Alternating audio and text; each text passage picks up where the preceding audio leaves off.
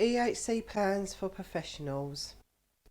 Professionals' contribution to an EHC needs assessment. For some children, their complex needs mean they require additional support that is beyond what a typical mainstream school can provide. In some of these cases, the school or parent might make a request to the local authority to conduct a needs assessment. This is part of forms from the Children and Families Act 2014. If the local authority agrees that the child or young person requires an EHC needs assessment, professionals already working with the child or young person, or at the request of a parent and carer or young person, would be asked to contribute to an assessment. Depending on the service will depend on the assessment type. All services working with children and young people with SEN will already have in place their own assessment framework. For example, education psychologists may be asked to conduct a psychological assessment that should explore the key areas of a child or young person's development. At times, the EHC needs assessment might be the first time you meet the child or young person, but in many cases, those professionals who have been asked to contribute to the needs assessment has known the child, the family and the education setting over a longer period.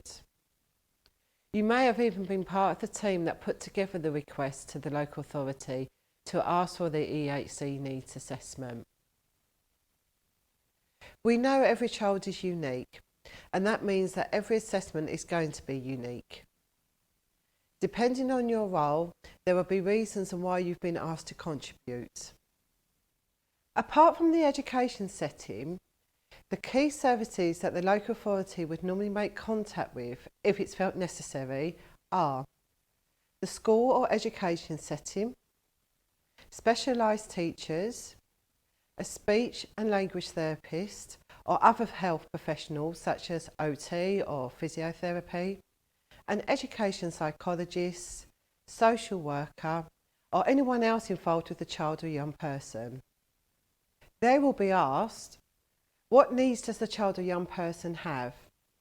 The strengths of the child or young person, what outcomes they hope the child or young person will achieve, and what support is required to help meet those support needs and achieve those outcomes.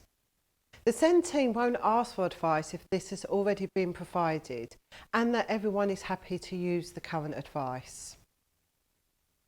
Each professional will decide what assessment tools they are going to use based on what they feel is going to help them to best understand the child or young person and their needs and their strengths. It is expected for professionals to arrange to meet with the child or young person, and some professionals may ask to meet with the school and parents. Making sure the views of the child and parents are listened to is a key part of the Children and Families Act. The assessment you've been asked to complete should be objective, and where most of the professionals who are asked to conduct the assessments are employed by the local authority, the assessment should be focused and based on the support needs and provisions of the child or young person, regardless if this support can be provided locally within the local authority. If the local authority decides to issue an EHC plan at the end of the EHC needs assessment, you, the professional, might remain actively involved until the plan is finalised and the provisions are in place.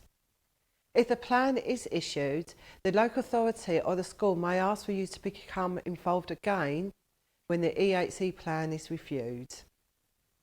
Child not known to service. RIAS cannot advise services on what contributions should look like, but there should be discussions taking place within services. Services should consider, do you know your framework within your service? This is the framework that is used to contribute to the EHC plan. Does that framework you use cover the 4 main areas within a plan? The communication and interaction, cognition and learning, social, emotional and mental health, sensory and physical. So, should services be able to respond with unknown to the service? Is it also reasonable to ask for your service to respond to those requests? If a child or young person is not currently known to your service, how helpful do you think it is to respond with child not known? Your service should be considering the reasons and why you've been asked to contribute. Remember that an EHC plan covers not only education but health and social care needs. So the current education setting or the parent and carer feel that your service is beneficial to the EHC needs assessment, and this is the reason why you've been asked to contribute. If a child or young person is not known to your service, can you offer an assessment? This could be a triage appointment or even a phone consultation to discuss directly with the parent and carer about why they feel their child or young person needs your service. There are times when the length of an assessment for some services falls outside the legal timeframe of an EHC needs assessment. If this happens within your service, what do you feel your service can contribute towards the EHC needs assessment, whilst your own assessment of support needs is being completed?